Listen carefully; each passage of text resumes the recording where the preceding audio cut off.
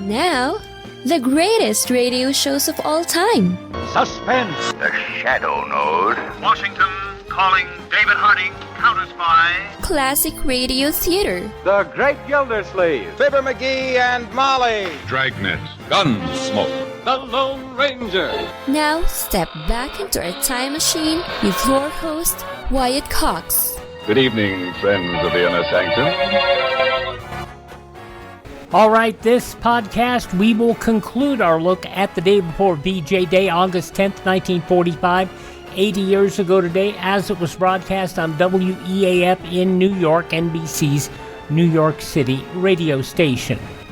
This final block will have some soap operas, news bulletins, along with news and commentary. We are going to start off 5 o'clock Eastern Wartime with the program When a Girl Marries.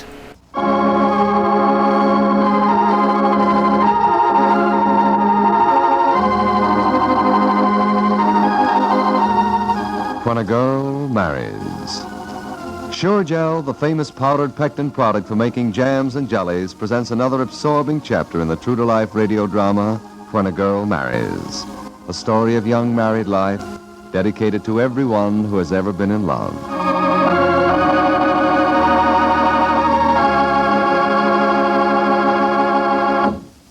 Before we start today's episode, there's something I want to discuss with Elizabeth Palmer, our jam and jelly making expert. I know you, Charlie. You like more of that Sure Gel story, and I don't blame you. Jams and jellies made with Sure Gel certainly taste delicious. And think how Sure Gel saves time, Elizabeth. Yes, sir. When you follow Sure Gel recipes, you're paraffining glasses 15 minutes after preparing fruit. What's more, Sure Gel gives more jam and jelly from every cup of sugar. And don't forget that you can use light corn syrup to replace half the cups of sugar called for in any Sure Gel recipe. Right, Charlie.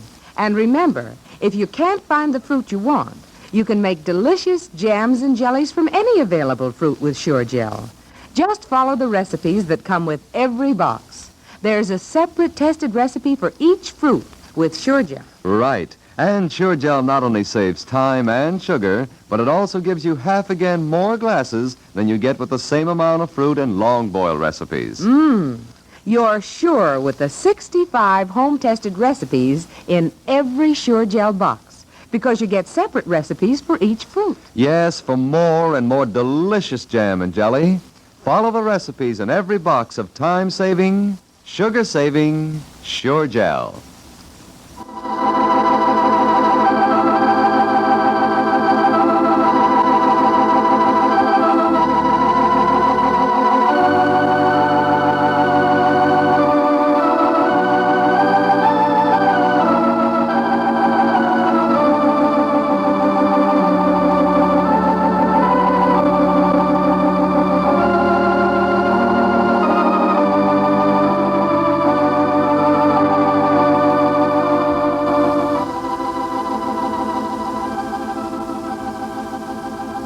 And now, When a Girl Marries, the story of Joan and Harry Davis. Suddenly, the cool beauty of a summer day is gone. The happiness of a moment is past. And the sheer reality of suffering in a man's face has topped a world.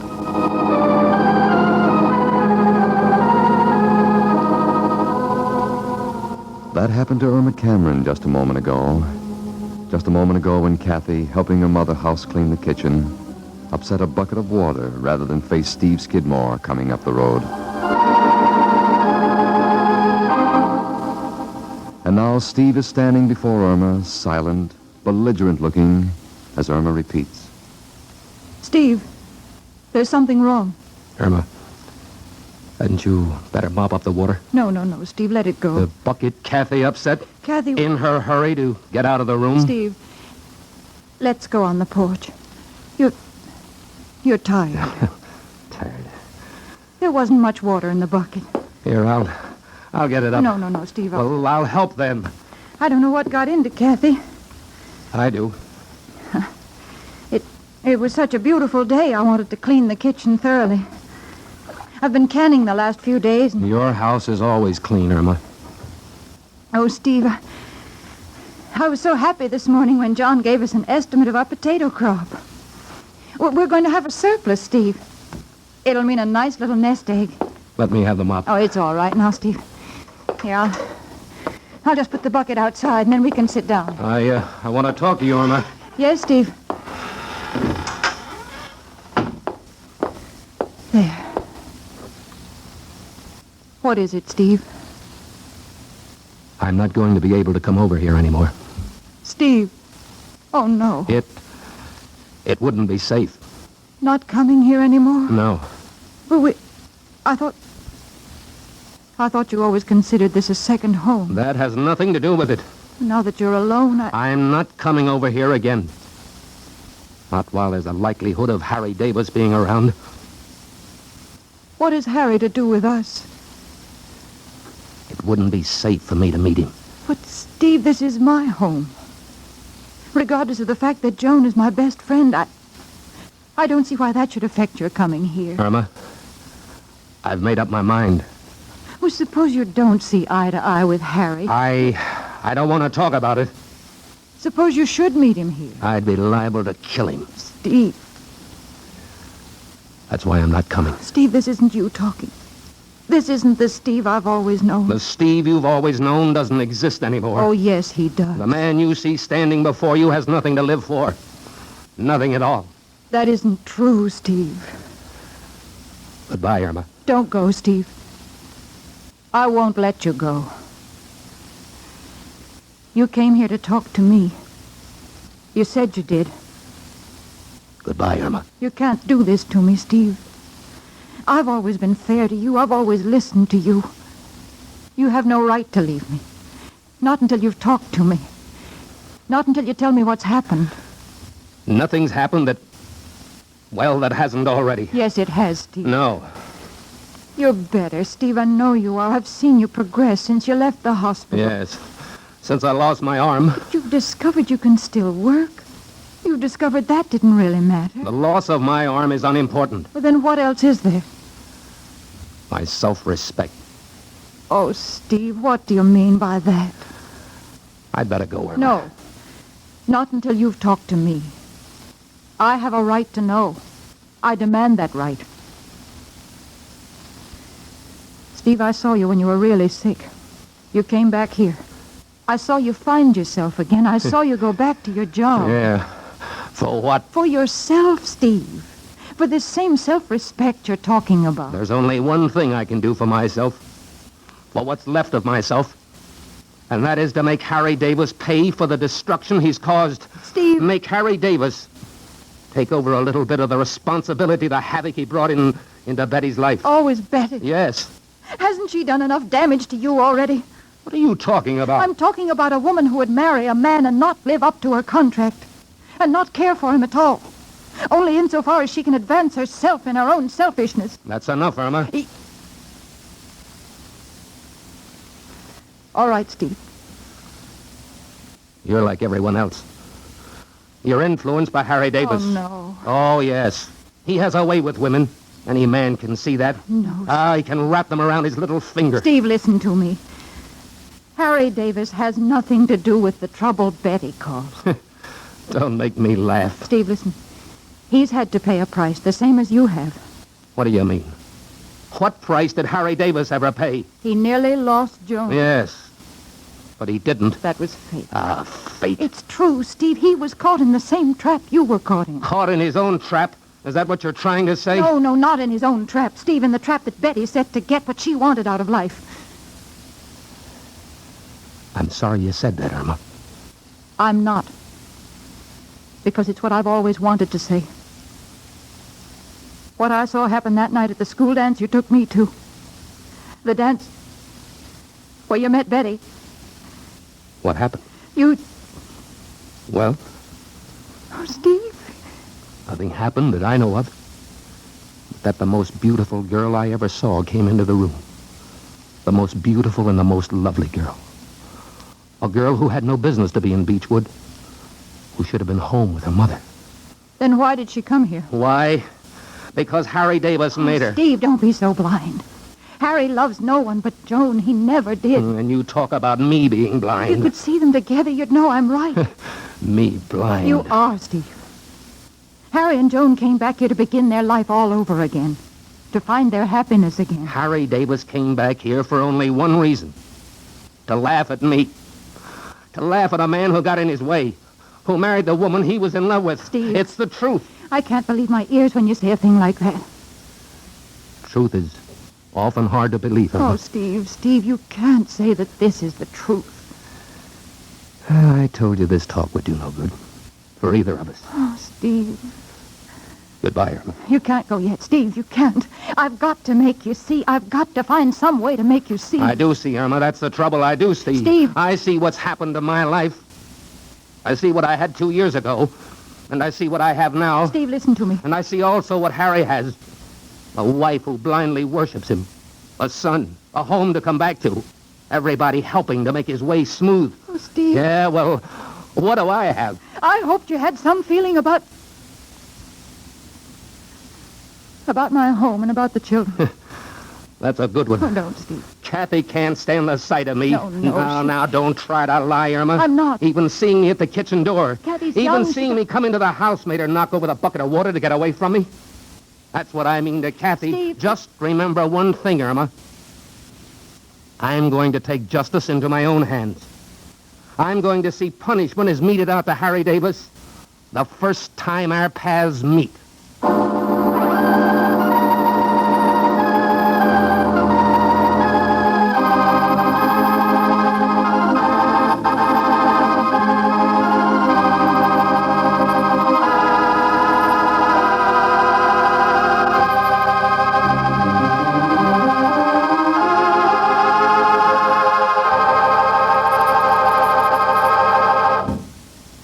We'll be back with you in a moment. But now, say, Elizabeth, do you have a sugar bank in your house? Yes, sir. I put aside at least a tablespoonful of sugar every day and save it for making jams and jellies. Really, anybody can afford to make spreads with Sure Gel, you know, because it's such a sugar saver. Right. You get more finished glasses from every cup of sugar with Sure Gel. And light corn syrup may be substituted for half the cups of sugar called for in any Sure Gel recipe. So hurry. Start putting up the delicious fruit you'll find in the local stores right now. As for sugar, inquire at your local ration board regarding extra sugar for the purpose of canning and jelly making. And while we're talking sugar, remember to make jam and jelly-making sugar go farther by using sugar-saving Sure Gel. Yes, the recipes inside every box of Sure Gel help all fruits set quickly and just right, with a half-minute boil for jelly, a minute boil for jam. You save fruit, save sugar, time, and flavor with Sure Gel.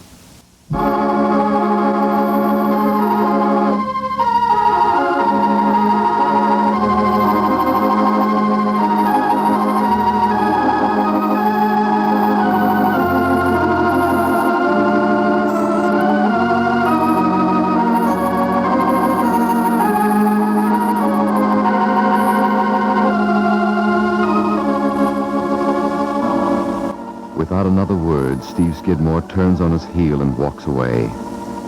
Walks away without listening to Irma calling to him. With only one thought in his mind, a hatred of Harry Davis.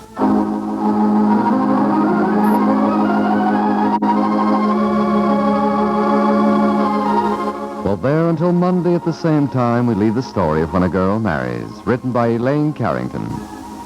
This program is presented by Sure Gel, America's largest selling powdered pectin product. Remember, you get more jelly and you get better jelly, too, from the same amount of fruit when you use time-saving, sugar-saving, fruit-saving, flavor-saving Sure Gel. Your announcer is Charles Stark.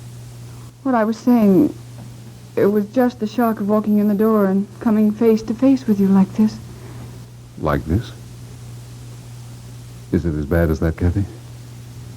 Have I really changed so much? You've changed, yes. You're so thin and... I don't know.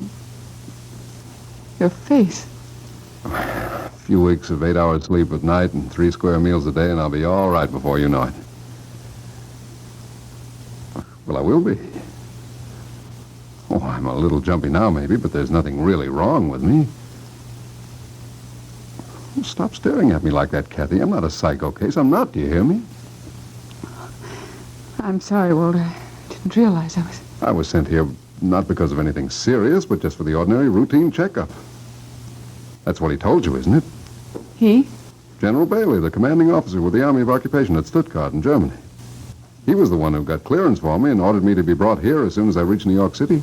And he told you this was just a routine checkup? Well, maybe not in so many words, but that's all it is. Well, surely that's what General Bailey told this Dr. Byron, isn't it? I don't know, Walter. Of course you know, Cathy. You're this Byron's assistant, aren't you? At least that's what you said when you came in a few minutes ago. Yes, I am his assistant, but that doesn't mean I'm told everything. Dr. Byron might have received some such word from this General Bailey you mentioned, but if he did, he didn't show it to me. But General Bailey knows I'm not a case for psycho. He must have told Dr. Byron. He might have. I honestly don't know. All I know is that Dr. Byron hasn't the faintest idea you're Walter Manning. He believes you're a sergeant with the name of McDermott. There's a very good reason, for the time being anyway, why I have to use the name McDermott, but... Right now, all this can wait, Walter. You've had a long, hard trip. You're tired, and the best thing right now is to get you into bed. Then I'll see... I'm not tired, Cathy. Besides, I couldn't sleep. Oh, Cathy, you don't know what it's like just being home again. There were so many times I thought I'd never make it. Now to feel the ground under my feet, to know that this is it. There, you see what happens to me? Just trying to tell you about it gets me all choked up. I can imagine how you feel. Oh, no, you can't, Cathy. Nobody can until they've been through it. Come here. Come here and look, Cathy. What is it? Just look at her. New York City? Yep. Oh, but she's beautiful. I never thought so before. But now I love every dirty, crowded, noisy inch of her. And out there, Cathy, out there to the west, beyond those lights somewhere, is home. And Portia. Home? You mean Parkerstown? What other place is home? Where else would Portia be? Cathy, this is the end of this sort of thing. Portia's never going to have to wait for me again. I've changed. You remember the way I used to be? I don't exactly. I never was completely sold on the idea of settling down. That old routine of 9 to 5 seemed awfully dull to me.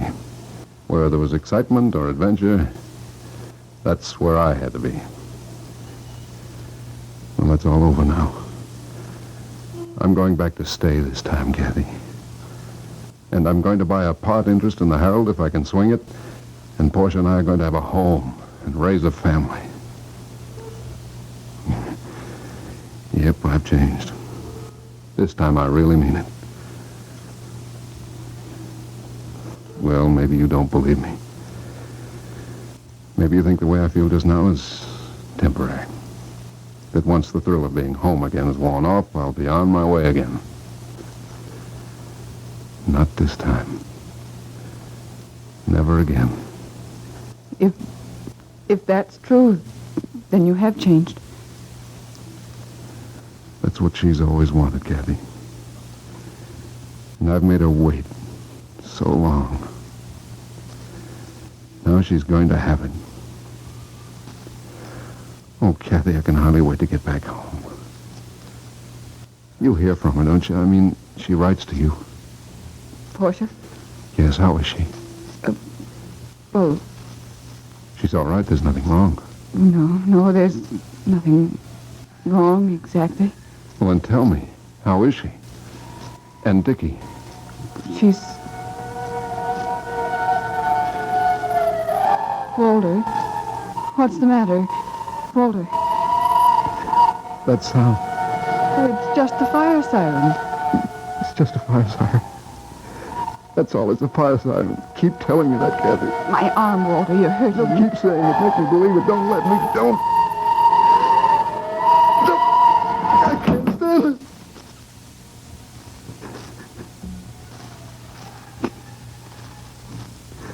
I'm sorry.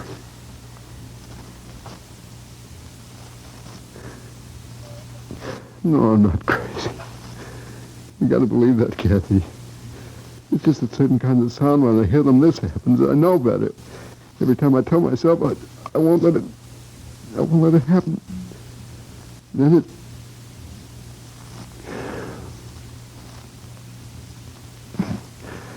it's just nerves, Cathy. I'm all right otherwise. Please believe me. Of course it's nerves.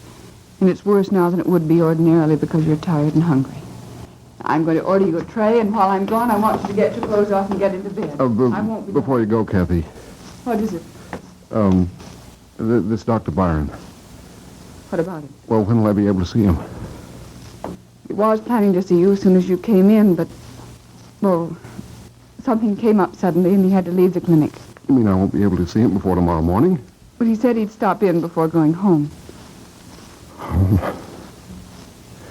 Well, what sort of man is this Dr. Byron? He'll keep his word once he's given it. No, I mean, is he one of those stiff, impersonal scientists who make you feel like something out of a test tube, or is he human? He's human enough, I guess. Is he married? What made you ask that question, Walter? Why should you want to know? Well, I thought if he was married, he'd understand why I'm in such a hurry to get this checkup over with so I can start for home. Look, Cathy, will you tell him that I've got a wife I haven't seen for over a year? A wife I think's pretty wonderful. Will you tell him that, Cathy, and ask him if he'll please hurry?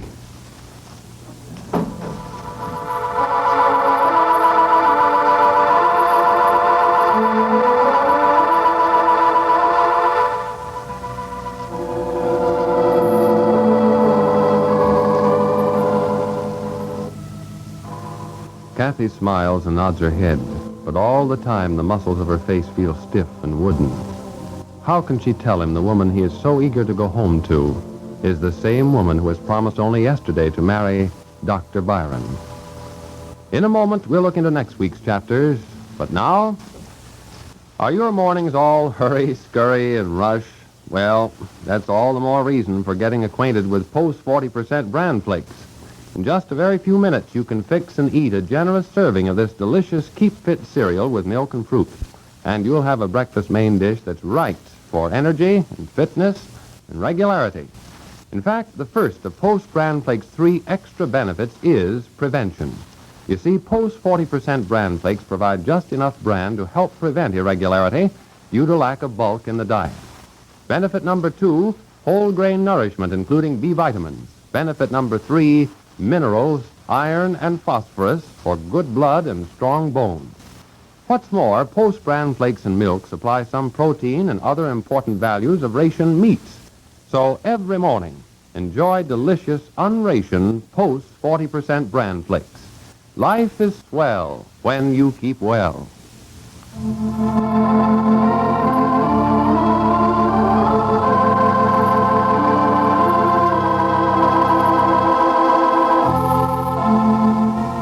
Next week, Dr. Byron sees no resemblance between the pictures of Walter Manning and the gaunt, tired patient who's entered on the clinic's register as Sergeant McDermott. Only Cathy knows, and knowing realizes that for a little while at least, these 3 are completely at her mercy.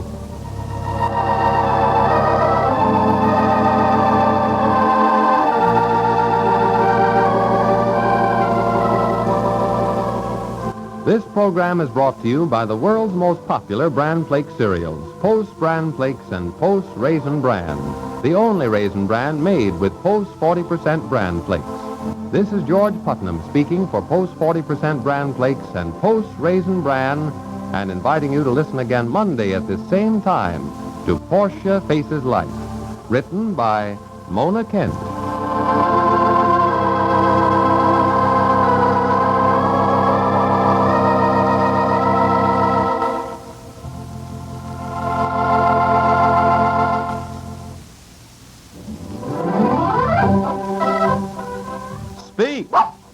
for Gaines. No wonder Fido speaks for Gaines. Gaines. Gaines Complete Meal nourishes every inch of your dog because it contains everything dogs are known to need. Meat meal, vegetables, cereals, minerals, vitamins. Prized dog breeders and veterinarians have recommended Gaines for over 16 years. So nourish every inch of your dog with Gaines Dog Meal. He'll speak. Speak for Gaines, America's largest selling dog food.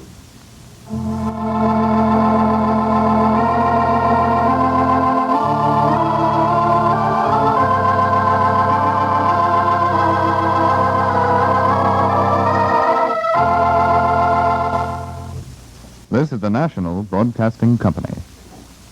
Portia Faces Life from August 10th, 1945, 80 years ago. That brings us up to 5:30 Eastern Wartime. And up next, we'll hear from Just Plain Bill.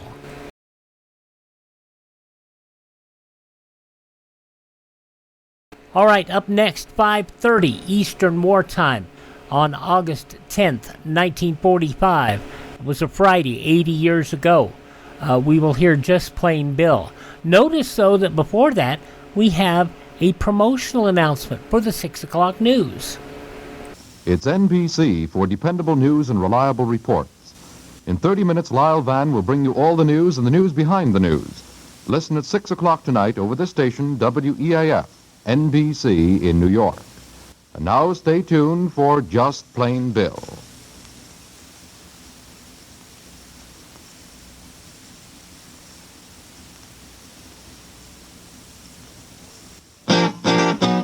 When corns and calluses threaten to cut down your efficiency, get Free Zone. Listen to these 4 features. 1, it goes to work instantly to relieve pain. 2, used as directed, Free Zone helps remove the corn. 3, Free Zone is a flesh-colored liquid which dries quickly, forming a medicated film over the sore spot. 4, there are no clumsy pads or plasters to fool with. Get Free Zone today. Recommended by many druggists for over 27 years.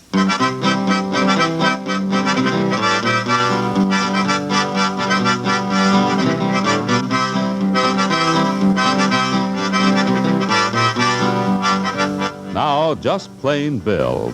Here is the music that brings you one of radio's best love stories. Just Plain Bill Davidson, Barber of Hartville. A tender, real-life story of people who might be your own next-door neighbors.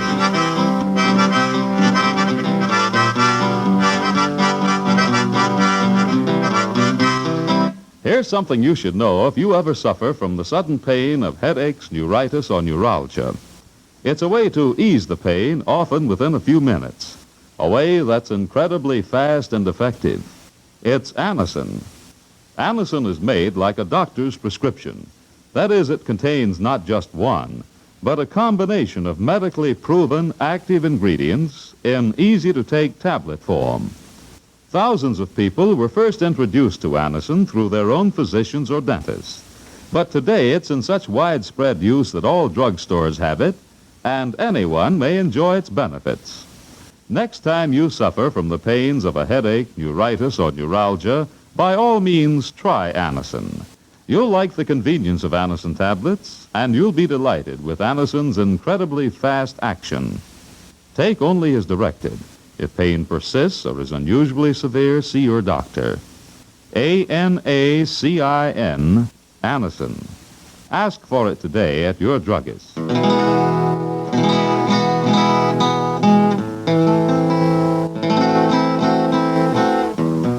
And now, Just Plain Bill. As the sun goes down behind the hills west of Hartville, and the tree shadows lengthen along Main Street, Bill's daughter Nancy and her husband Kerry Donovan are sitting silent and thoughtful on the front porch of their home. Nancy, Yes, Kerry. a penny for your thoughts. Oh, they aren't worth that much, I'm afraid. I was just worrying. About what? About everything, I guess. Kerry, wasn't that our telephone ringing? No, Nancy, that's the crickets. Oh. That's what I'm worried about, Kerry. What, the crickets? Oh, no. Oh, Kerry, I'm not in the mood for joking. I'm sorry, I was just trying to... Yes, I know, darling. You were just trying to cheer me up. But I don't want to be cheered up, Kerry.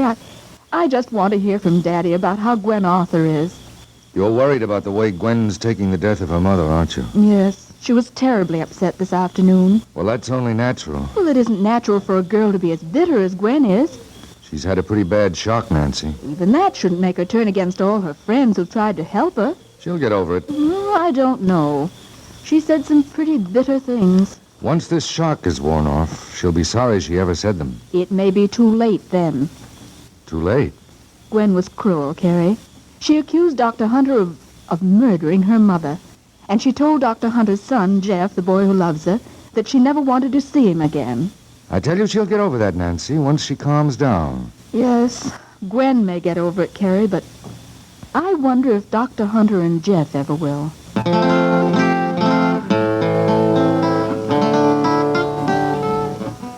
In the meantime, at the home of Dr. Craig Hunter, Bill has given Mrs. Hunter the message Gwen Arthur has asked him to deliver. And Sybil Hunter, a smile of triumph on her face, has rushed over to Gwen's house to stay with her, while Bill is left facing the troubled gaze of Dr. Hunter's son, Jeff. I don't get it, Bill. Oh, what do you mean, Jeff? Oh, this business of Gwen sending for Sybil to stay with her. You'd think at a time like this she'd want one of her older friends, like you or Mrs. Donovan. Or you, Jeff. Well, Gwen knows how much I care about her, that I'd do anything to help.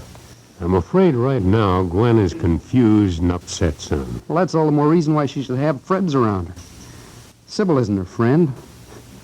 Just the other day, she was telling me she didn't want me to have anything more to do with Gwen. Yes, I know, but Gwen wants your stepmother to stay with her now, and that seems to be that. Well, there's something I can do about it. Oh, what's that? I'm going over to Gwen's house right now. I don't care if Sybil is there to listen. I'm going to make Gwen understand. But your father, Jeff, don't you think you should stay here with him? What for? Dad's shut himself up in his study ever since he came home. He won't talk to anyone, not even me. Oh. Well, I'd hoped I could see him for a few minutes. Well, you can try if you want to, Bill, but I'm on my way over to Gwen's right now. You'll find Dad in his study. Just knock on his door.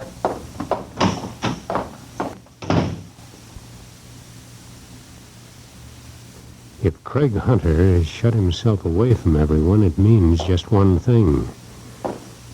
Craig looks on Mrs. Arthur's death as one more failure for himself. Perhaps his final failure. I've got to make him see how wrong he is.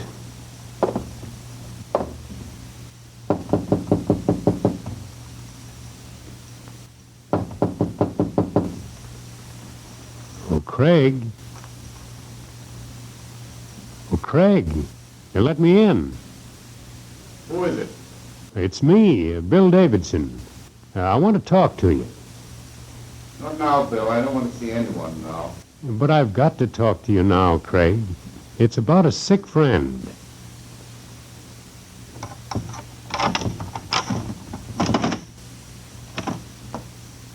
What sick friend, Bill? You. Oh. Come on in, Bill. So you think I'm sick, do you? Yes, I do. Why? The symptoms, Doctor, they're all there. Symptoms? The closed door, the desire to be alone, not to talk to anyone. I see. And what's your diagnosis, Bill? Well, Doctor, it's all very simple. Is it? Yes, I've examined the history of your case thoroughly, and I find that you're suffering from a wrong idea. I see. And the cure, that is, if there is one? There is. Then what's your prescription? Face the facts. Forget the past. Realize that there can't be failure where there was never a chance for success. Know that. That's enough, Bill. Enough? We've played our little game. Yes, it's a game, Bill. You're trying to humor me. I recognize the formula. I've used it often myself on despondent patients. But it won't work, Bill. Not this time. Well, Craig, I guess I'm not as good a doctor as I thought I was. Why? Well, the patient refuses to take my medicine. I'm afraid there is no medicine that can cure this particular patient. Well, my diagnosis was right anyway. Was it? Of course it was. I can read you like a book. Can you? Yes. When I came in, you were sitting here feeling sorry for yourself, telling yourself you're a failure all over again, that you've proved you're a bungling incompetent and you might as well quit. That may be a part of my book, Bill. But you're looking at the wrong page. Why? It's not myself I feel sorry for. It's Gwen and Jeff and Sybil. You're sorry for them? Yes. What's happened today and what it's going to mean to them in the days to come. Well, the loss of her mother has been a terrible shock to poor Gwen. But she'll get over it. Yes, she'll get over it. But neither Gwen nor Jeff nor Sybil will ever get over the fact that I failed them. You didn't fail them. I was Mrs. Arthur's doctor. Gwen depended on me to save her, and I let her die. No one thinks it was your fault? You heard what Gwen said, Bill. I murdered her mother. Oh, but she was hysterical. She didn't know what she was saying. And no one could have saved Mrs. Arthur. Doc Barton and the specialists who examined her all said her case was hopeless, that she might die almost any time. You may be right about that, Bill. Perhaps she might have died almost any time, even before I took over her case. But the fact remains she didn't die until she was my patient, until she was in my care. Don't you see what that means, Bill? People in this town have been saying right along that they have their doubts about my ability as a doctor. They think Doc Barton should never have called on me to take over his practice. Now, with Mrs. Arthur dying while she's in my care, they'll have proof that I am a failure. Doc Barton would never have let you take over his practice, Craig, unless he had confidence in you. Confidence? Yes, he has confidence in you. I'll bet he was confident you weren't the kind of doctor who'd want to run out on his job, beaten by a bit of small-town gossip. It isn't me I'm worrying about, Bill. It's what that gossip can do to Sybil and Jeff. They don't seem to be worrying. They don't understand what it can do to them. You heard how Gwen spoke to me. You saw her drive Jeff away from her because he's my son. But Gwen was upset. Even when she calms down, Bill, she'll never again trust me. There'll always be something there to come between the feeling she and Jeff have for each other. I don't know. I think Jeff can take care of that. What do you mean? He's going over to Gwen's house right now, determined to make her understand this whole thing. How? He's going to prove to her that it wasn't your fault her mother died. That other doctors had said her case was hopeless. He'll only make matters worse. Gwen will never understand what he's trying to say. I don't know, Craig. Sometimes the language of love is the easiest language of them all to understand. But anyway, you can bet that Jeff isn't going to give up without a struggle. I've got to make her understand. I've got to. Gwen! Gwen, let me in. Gwen, I want to talk to you. She won't answer. There's no sound at all inside the house. I know she's there. Sybil's there with her. Maybe they didn't hear me. Gwen! Please, Gwen, let me talk to you. Gwen, please, let me in.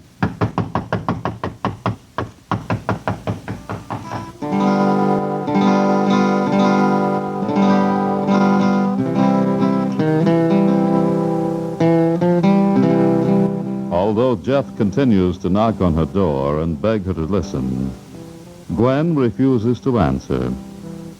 Does this mean Sybil Hunter has been successful at last in breaking up the friendship between Gwen and Jeff?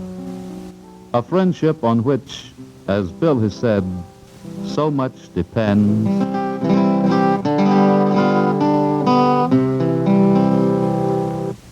Every day, you hear more and more about a remarkable way to relieve the pain of headaches, neuritis, and neuralgia. The name is Anacin, spelled A-N-A-C-I-N. Thousands of men and women discovered this way when their own physicians or dentists handed them an envelope containing Anacin tablets. Anacin is made like a doctor's prescription. That is, it's composed of not just one, but a combination of medically proven active ingredients in convenient tablet form. Next time you have pain from headache, neuritis, or neuralgia, try Anacin instead of the way you're now using. You'll be delighted with its incredibly fast, effective action. Try it with this money-back guarantee. If the first few tablets don't give complete satisfaction, you may return the unused portion and your money will be refunded. Ask for Anacin today at any drugstore. Take only as directed. If pain persists or is unusually severe, see your doctor. Easy-to-take Anacin tablets come in handy boxes of 12 and 30 and economical family-sized bottles of 50 and 100.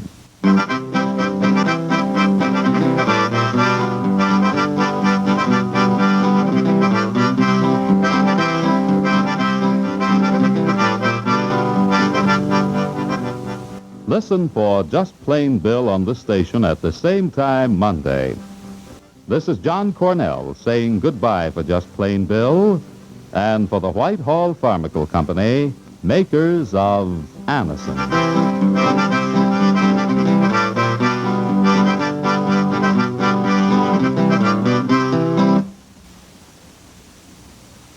For gleaming bright floors with no back-breaking rubbing, just use Aero Wax. This wonder wax makes old floors look like new and goes on quickly. Yes, it dries in minutes, but lasts for weeks. Aero Wax self-polishes floors to a sparkling luster that brightens rooms and saves you many disagreeable scrubbings. Yet it costs only 25 cents a full pint at leading stores everywhere. Get Aero Wax, A-E-R-O-W-A-X, today.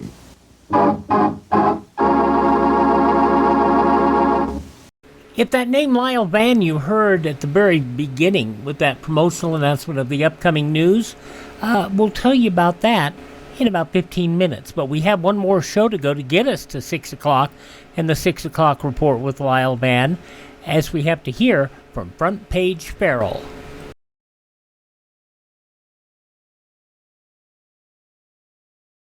Now we're at 5:45 Eastern Wartime. By the way, this number of these soap operas you've heard during this block were Frank and Ann Hummert productions. They churned out the soaps like nobody's business for these ad agencies, and this is one of them. Front Page Farrell, as it was broadcast 5:45 Eastern Wartime 80 years ago, August 10th, 1945.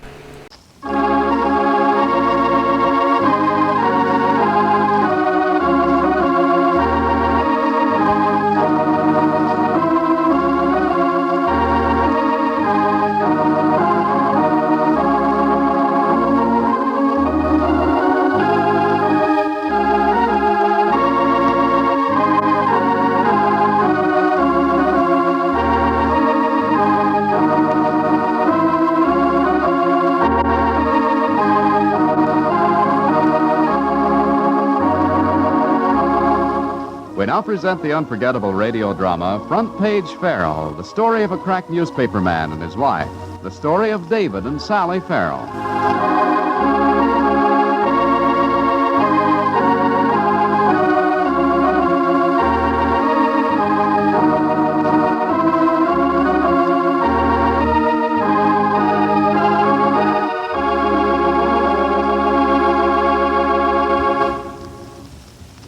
Today's fast, nerve-wracking pace is making millions suffer from the discomforts of gastric hyperacidity.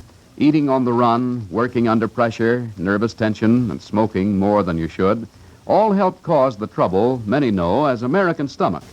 When this happens to you, when you're distressed by such symptoms as heartburn, acid indigestion, or a feeling of fullness, take Bicidol mint-flavored tablets. Bicidol mint-flavored tablets are not a makeshift, not a cure-all. They're specifically designed to do one job, and to do it quickly and well.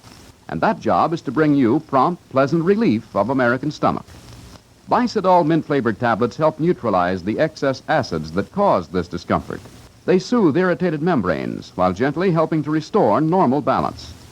So next time you're upset and distressed due to acid indigestion, remember to take Bicidol mint-flavored tablets, that's all. You'll like their refreshing mint flavor, and they're so handy to carry. That's spelled B-I-S-O-D-O-L. Bicidol mint-flavored tablets. Only 25 cents.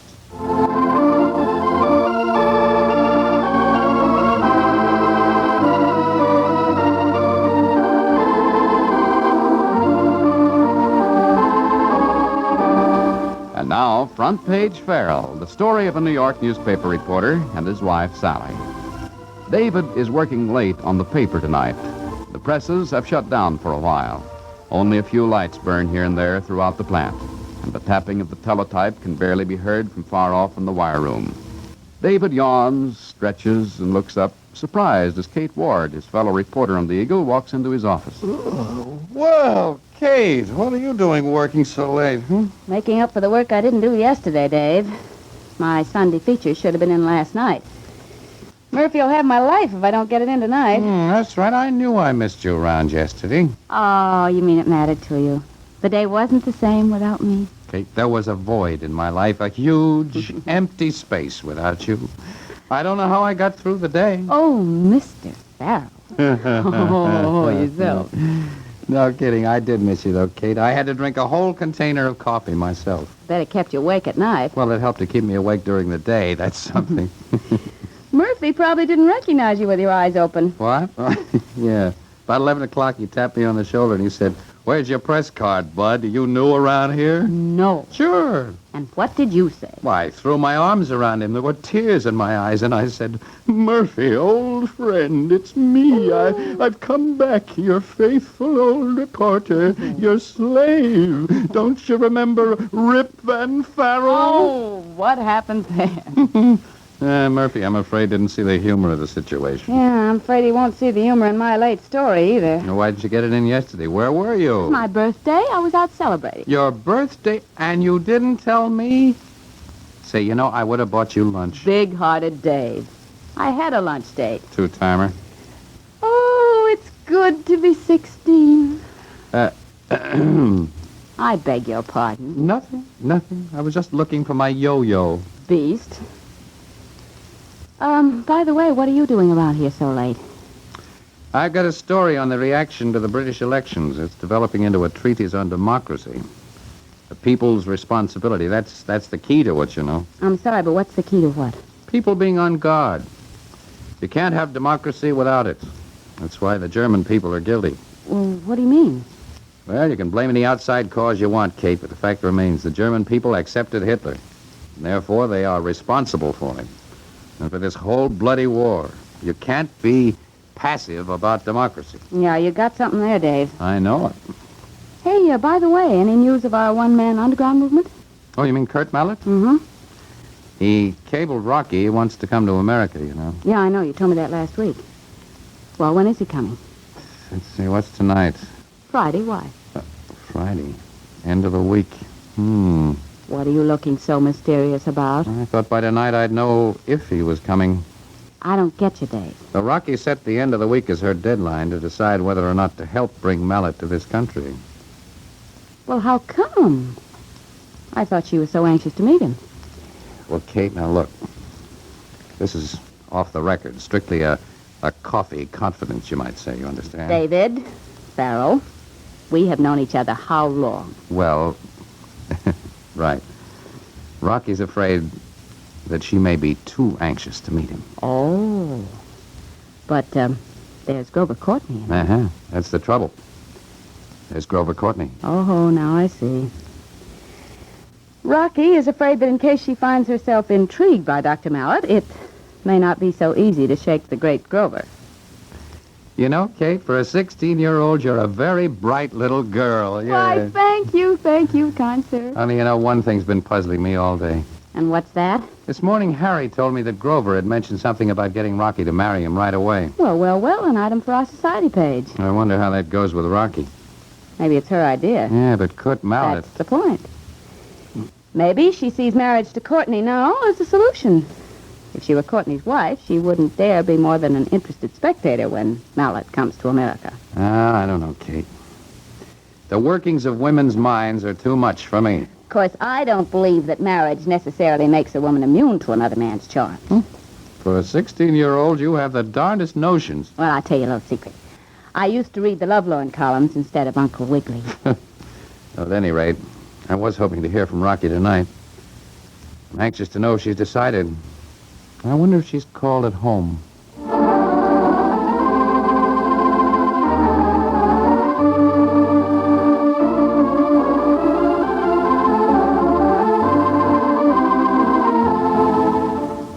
Veronica Redfield so far has not called the Farrells home. Earlier this evening, she entertained Grover Courtney at dinner, and then, when he left finally, she went for a walk alone. Meanwhile, at the Farrells, Sally has gone to the movies and left young Jimmy in the care of Mother Howard and her friend Lucy Beggs. Well, the evening was fine until... Did you hear a noise, Lucy? A noise? What kind of noise, Alice? It sounded like a groan.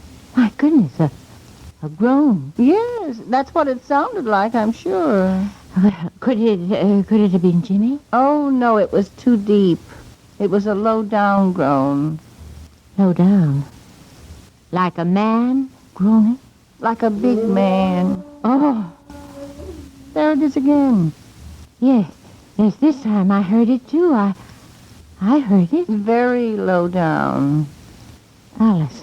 What is it, Lucy? What do you think we ought to do? Ought to do about what? About the groan.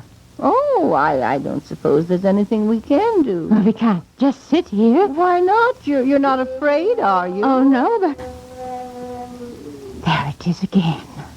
Yes. Alice. Maybe it's a dead man. How could it groan if it was dead? It might. You know what they say. Fiddlesticks. Do you think we ought to look and see?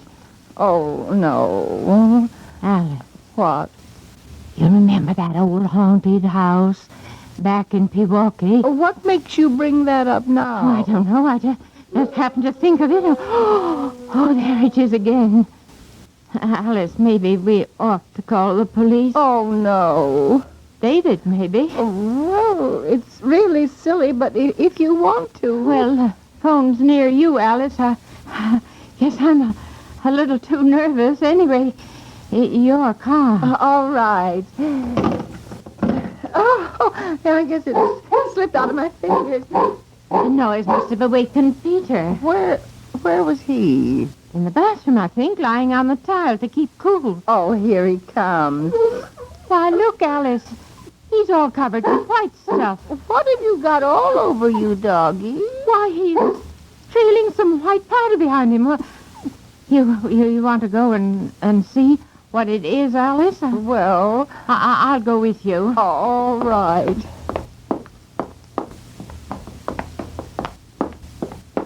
Oh, look. The medicine chest is open. Well, I declare.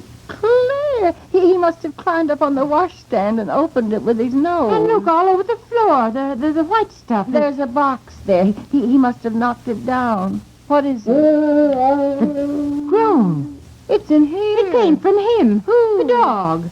What does the box say? Peter. Bicarbonate of soda. Peter. Oh, my. Oh, my. Who can that be? Maybe it's the dead man. Now, my dear Alice, that's not funny.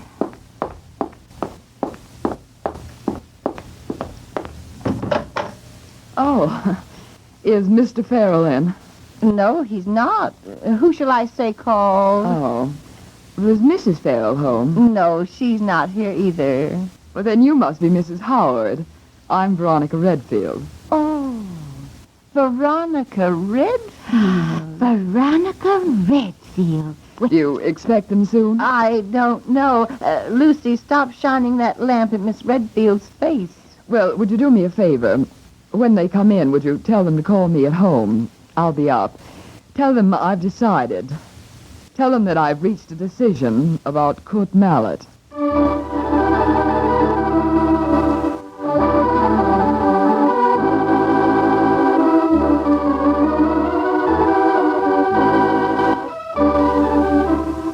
Rocky has been out walking, thinking about Grover Courtney and Kurt Mallet, the famous Czechoslovakian scientist.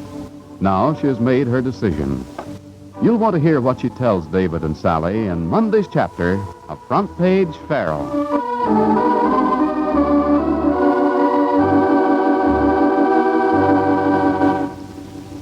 We Americans are probably the most energetic people in the world. We live too fast, eat too fast, smoke more than we should. This is especially true during the speeded-up tempo of wartime living. And that's why many more of us suffer from excess stomach acidity these days. So widespread is this upset condition that many people call it American stomach. When you have the distressing symptoms, heartburn, acid indigestion, or a feeling of fullness, here's what to do. Take Bicidol. Bicidol helps bring you prompt, pleasant relief from American stomach. Because, well, that's just what it's made to do. Not a makeshift, not a cure-all. Bicidol promptly aids in neutralizing stomach acids. It soothes irritated membranes while gently helping to restore normal balance. And it has a fresh, minty flavor you'll like. When you have these symptoms of American stomach, just take Bicidol, that's all. Bicidol. That's Bisodol. Bicidol. Only 25 cents at any drugstore.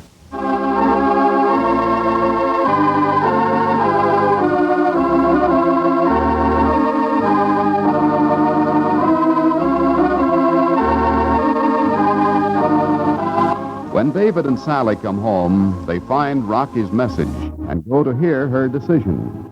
You'll want to learn what it is. Front Page Farrell is on the air again at the same time Monday. Be sure to listen. This is Don Hancock saying goodbye for Front Page Farrell and the Whitehall Pharmaceutical Company, makers of Bicidol.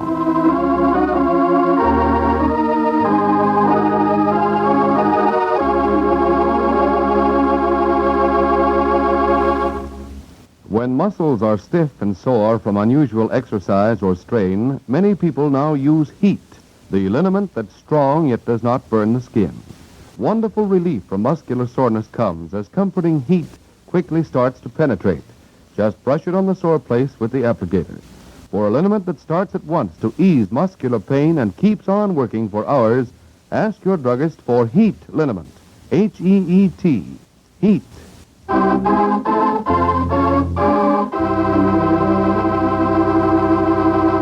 This is the National Broadcasting Company. Front Page Farrell, August 10th, 1945, 80 years ago, and that brings us up to 6 p.m. Eastern Wartime for the 6 o'clock report with Lyle Vann. And we'll tell you about Lyle Vann and some interesting things in just a moment.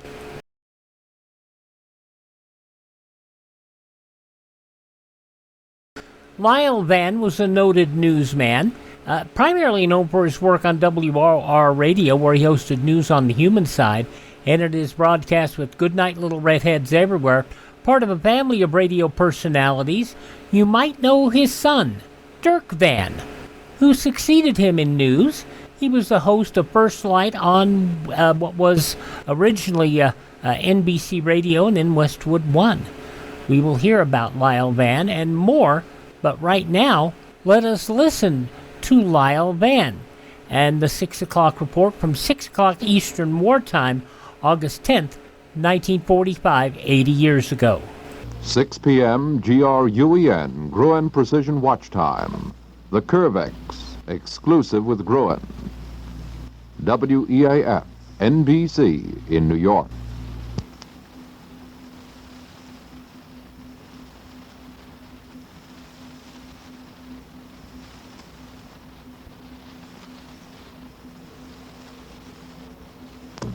Good evening, everybody. This is Lyle Vann with a 6 o'clock report from the NBC Newsroom, presented by Planters Mixed Nuts.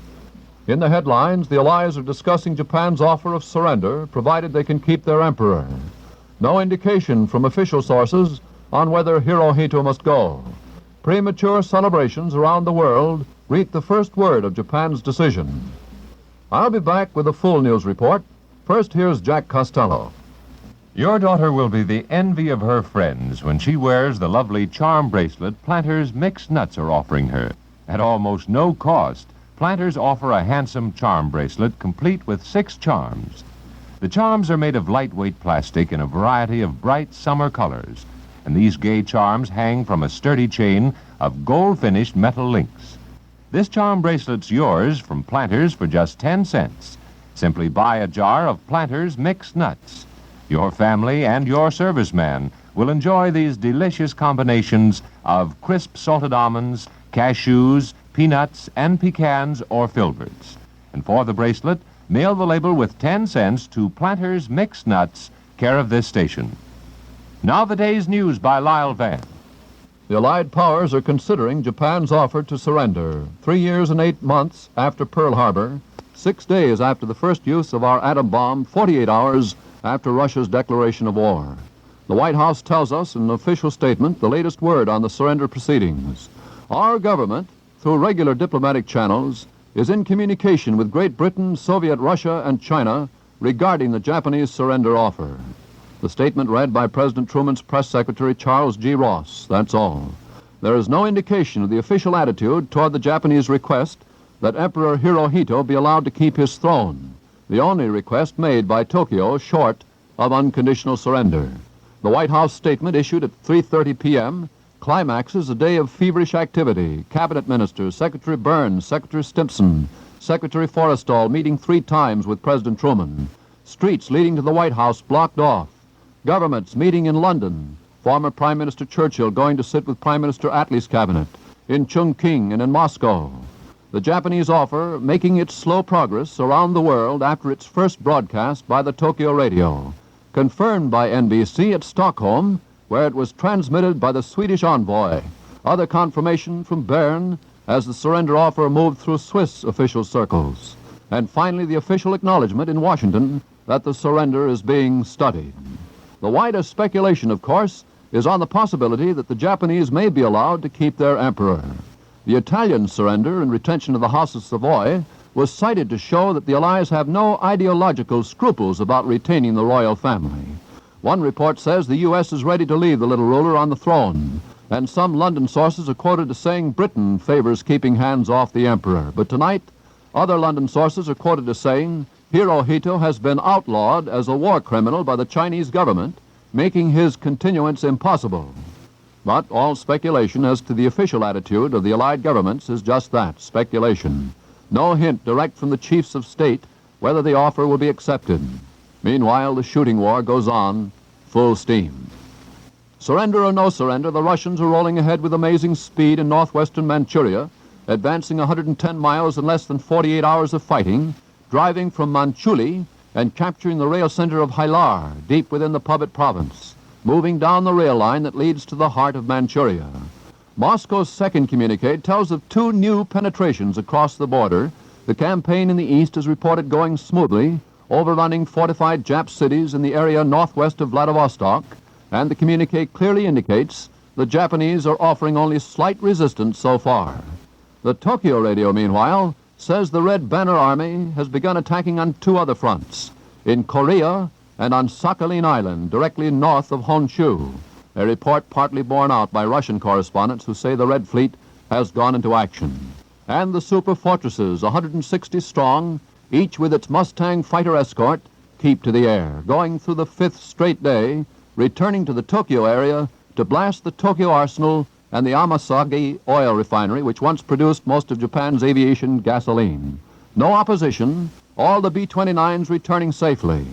And the 3rd Fleet's planes are still blasting away at northern Honshu for the 2nd day of renewed attack, while Nagasaki is still burning and smoke-shrouded from the 2nd atomic bomb attack, like an erupting volcano to flyers who approached within 10 miles of the shattered city. The Japs have lodged a formal protest against the bombing of Hiroshima, charge it's a violation of international law. In an article in the New York Times today, General David Sarnoff, president of the Radio Corporation of America, reveals how the atomic bomb has changed the whole conception of offensive and defensive war. General Sarnoff's article, written early in July and just now released by the War Department, describes the swift pace of science that made possible the first robot bombs, the guidance of long-range missiles, and the release of atomic energy. Illustrates with an estimate that the energy in a glass of water would drive an ocean liner across the Atlantic and back. Reveals that VE Day saved London from destruction by only a 6 months margin, that the Germans planned to bomb the United States with V-2 rockets, having a range of more than 3,000 miles. General Sarnoff declares no nation, regardless of size, will be invulnerable in the future. A small aggressor nation armed with the right secret weapon would be able to destroy the greatest power. There'll be no time for the time-honored rule that there's a defense for any weapon. And General Sarnoff concludes, our great hope for peace lies in the achievement of freedom from fear through man's ingenuity in atomic energy, electronics, chemistry, and the other sciences. Says a 3rd World War would pose a threat to civilization itself. and it's up to man himself to choose between life and death. There's a division in Congress on allowing the Japanese to keep Hirohito. Senator Stewart sums up for one view, says the Emperor is a war criminal, and I'd like to see him hung up by his toes. We've got them licked, and I wouldn't give them an inch. Senator Thomas of Utah and Senator Johnson of Colorado urge that the Emperor be allowed to keep the throne, say we need him. But most of the lawmakers appear to stand by the original demand of surrender with no conditions, and that includes the Emperor. They have the support of General Carlos P. Romulo, the Philippine resident commissioner, who urges no weakening now, calls for elimination of the Emperor and every vestige of his regime. First word of the Japanese surrender broadcast brought rejoicing around the world, in all the Allied centers and here at home. London streets jammed with singing crowds, Yanks, Canadians, Aussies dancing with British girls, American whacks leading a parade through the ancient streets waving noisemakers and banners. Soldiers of all nations yelling gleefully, it's all over, the Japs are through. Traffic in Piccadilly Circus tied up in the biggest jam in years. The Chinese in the Soho district were quietest, but in Chongqing, the heart of bleeding China, they set off their traditional firecrackers, the jubilant people refusing to wait for a formal pronouncement. Laughing and crying, they cheered every passing jeep of American soldiers. In Manila, General MacArthur went to bed, making no statement, pending clarification, but GIs headed for Japan swarmed through the town shouting, "When are we going home?" And on Okinawa, our troops went wild. The air raid sirens screamed an all-clear signal. At the B-29 bases in the Marianas, the broadcast announcement drew cheers from the officers and men who had been delivering the great air blows. Admiral Nimitz made no comment. Over in Berlin, our men were jubilant, though it means no homecoming for most of the occupation forces. The impassive Russians showed no more excitement than they did yesterday, when they learned their country had declared war. Here in New York City, while buying orders stirred the stock market, more than 1,400 soldiers, many of them bound for the Pacific, came singing down the gangplanks as the ship's loudspeakers blared out the news. And at Skaneateles, New York, one of the women for whom the war has been the longest, Mrs. Jonathan Wainwright, wife of General Wainwright, who was taken prisoner by the Japs at Corregidor, Mrs. Wainwright said she hoped, as she had been hoping for 4 years, that the report was true. A grim reminder of the cost of war in lives and ships. The Navy discloses the loss of 108 more vessels, some lost to enemy action, others, as the Navy says, to the perils of the sea. 3 destroyers in the list, the Parrot, the Tucker, and the Wharton. 4 submarines, the new Legato, long overdue, and 3 old pre-war types with numeral designations, the S-27, S-36, and the S-39, making 47 ships lost by the silent service, a total of 431 Navy vessels lost since the beginning of the war. The list is a resume withheld previously for military security. Another Navy announcement, the destroyer escort Underhill has been sunk in Philippine waters. 112 officers and men lost, the Navy says, giving no details of the sinking. The families of all the casualties have been informed. And on the other side of the ledger, the Navy discloses our submarines took part in the isolation of Japan, severing her sea lanes to the continent, and reveals the subs and daring forays have sunk more than 50 enemy vessels there in the inland sea, sending to the bottom 100,000 tons of enemy shipping. Out of the welter of excitement in the nation's capital, government agencies took time to review their plans for after VJ Day. Chairman Krug of the War Production Board has called a meeting of the board tomorrow to outline the program for the most important of the domestic post-war problems, reconversion. Details secret until they've been approved by the War Mobilizer and the other agencies involved, but the overall pattern following the lines laid down by President Truman yesterday. Controls to be relaxed as soon as possible, but only gradually to keep down inflation. Government officials predict an end of gasoline rationing within a few weeks after Japan's final surrender, and travel restrictions will be eased in a few months. And there'll be no mass release of men from the Army and Navy, no immediate end of redeployment to the Pacific, a sharp reduction of shipments, but not a complete halt. The flow will continue so that men of long service can be hurried home for discharge. Selective Service reminds the GI that the duration plus 6 months, the popular expression, is not entirely accurate, that the duration does not end with a surrender, but with the termination of hostilities. And that is a date to be proclaimed by the President or specified by an act of Congress. And there's a good chance the duration will last some time after the official surrender. I'll be back with more news. Now, here's Jack Costello. Every junior miss wants to have her own jewelry, and here's the perfect jewelry for her. It's the lovely charm bracelet Planters Mixed Nuts are offering at such a bargain. This charm bracelet's the ideal costume jewelry for the younger set. Will set off all your young ladies' colorful summer dresses. The bracelet will stand wear because the chain's made of sturdy pre-war metal links finished in gold. And from these shiny links swing 6 charms, including statues of Mr. Peanut with his top hat, cane, and monocle, and several miniature peanuts in bright colors. And there's enough room for your daughter to add her own charms if she wants to. You can get this charm bracelet for just 10 cents. Now, here's all you do. Just buy a jar of Planters Mixed Nuts, a grand assortment of crunchy salted cashews, almonds, peanuts, and pecans or filberts. Your serviceman will enjoy a jar, too. And for the bracelet, mail the label from a jar with 10 cents to Planters Mixed Nuts, care of station WEAF, New York.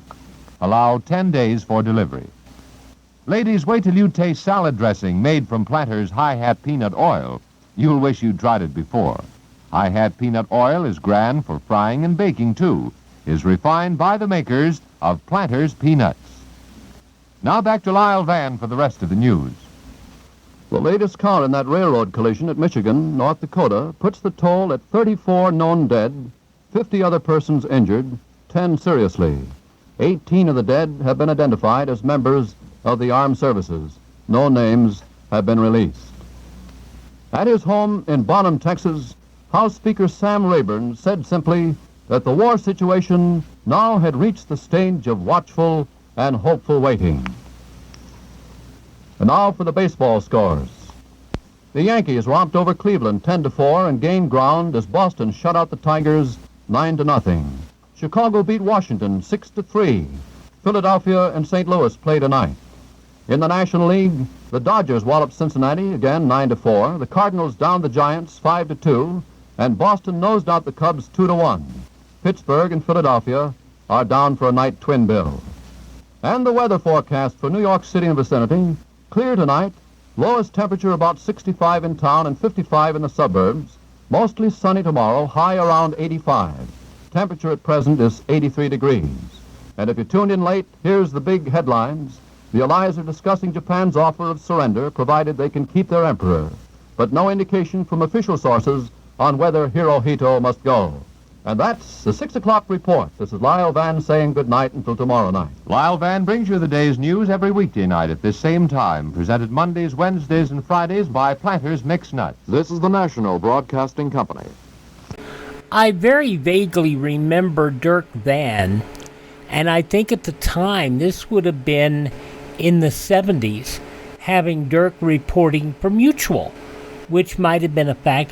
The mind is not what it used to be. I can't find much information on that, but we will roll on here. That was from 6 o'clock Eastern Wartime on Friday, August 10th, 1945, 80 years ago. It's coming, you know it is, as you heard there. Up next, Serenade to America.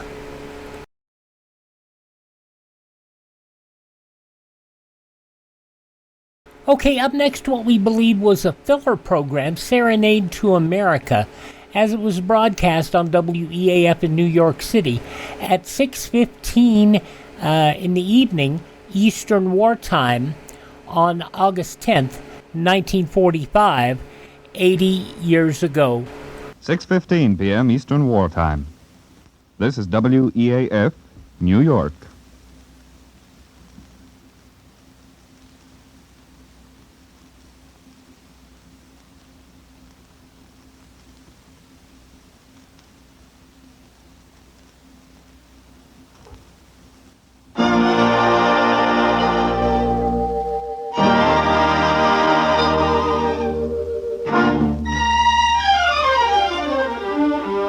Serenade to America.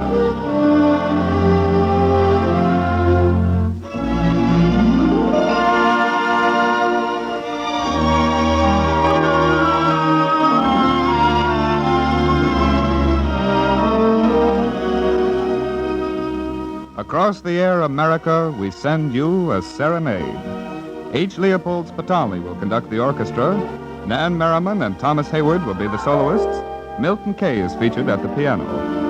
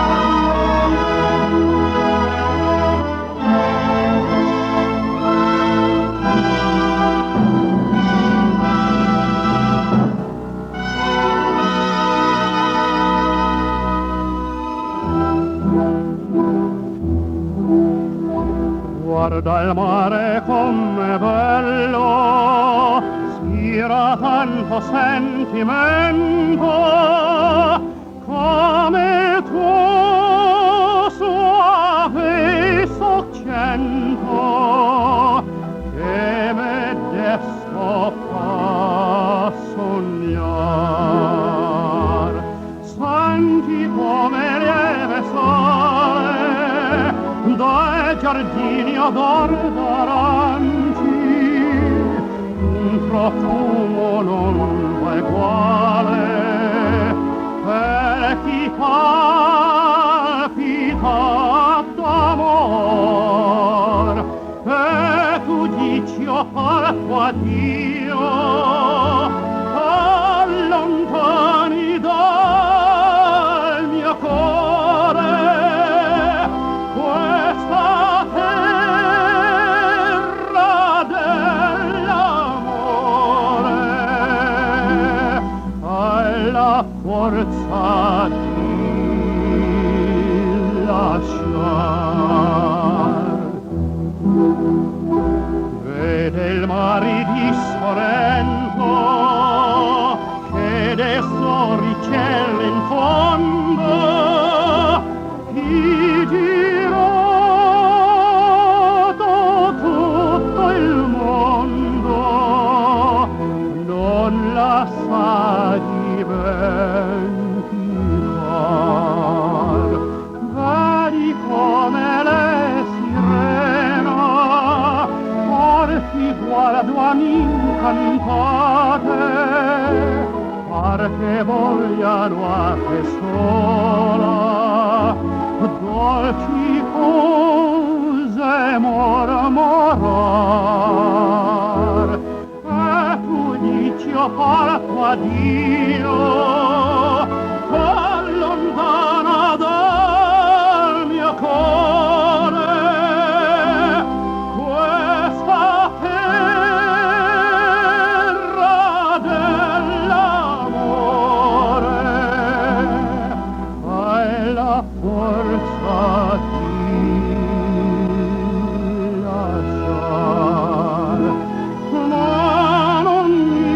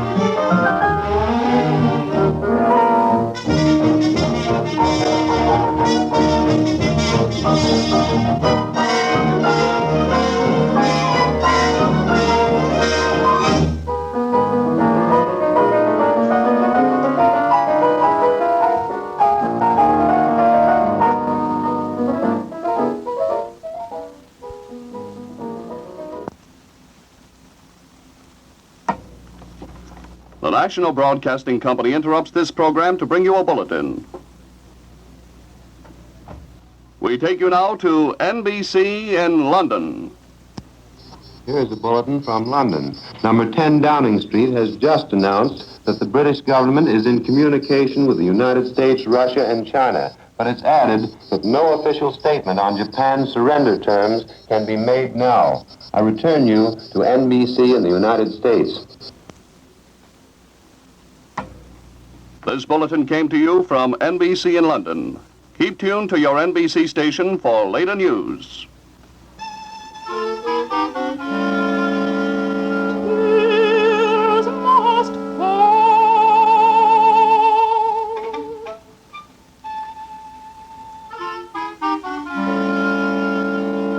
Eyes must weep.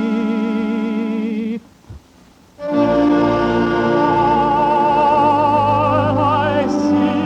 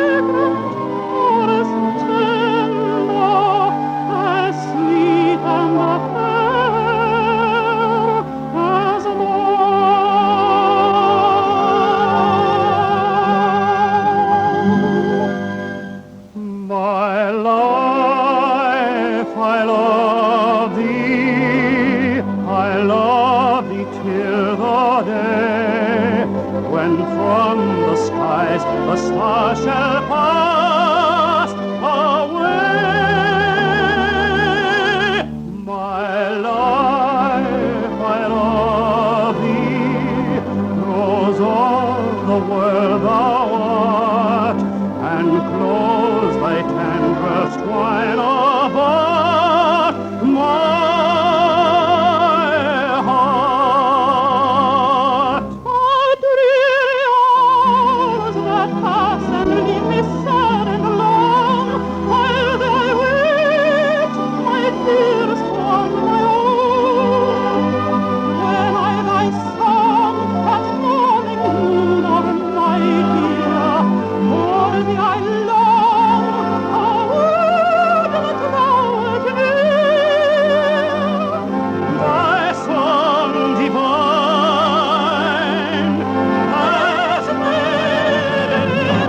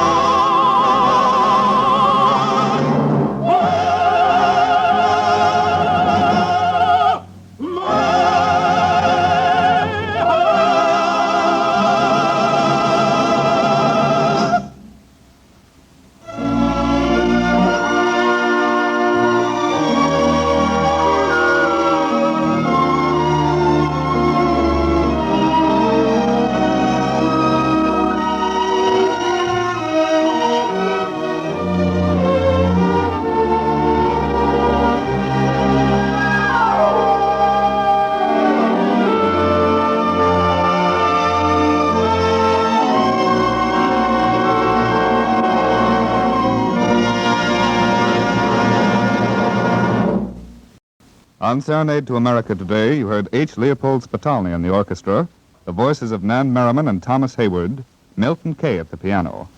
The production was under the direction of Don Gillis. Serenade to America came to you from Radio City, New York. This is the National Broadcasting Company.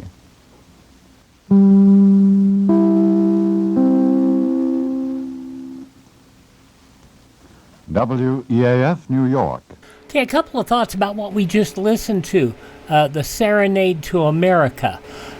Number one, that was what was amusingly called at the time dinner music, something for you to have on in the background of your home that was not jarring, that was relaxing, that you could sit back and enjoy and eat dinner to. Second, you heard the bulletin there from New York, which actually came from London. Number one, you should recognize the announcer, at the time a very young man by the name of Don Pardo. Number two, you heard the little beeps in the background of that bulletin as it was coming over from London. Yes, it was sent by a shortwave. That was not intentional. Those beeps weren't intended to be there.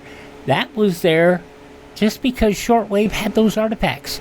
And you would find that stuff and people trying to override what was coming over primarily from enemy countries. But that, I think you'll find, I hope you find all this of interest.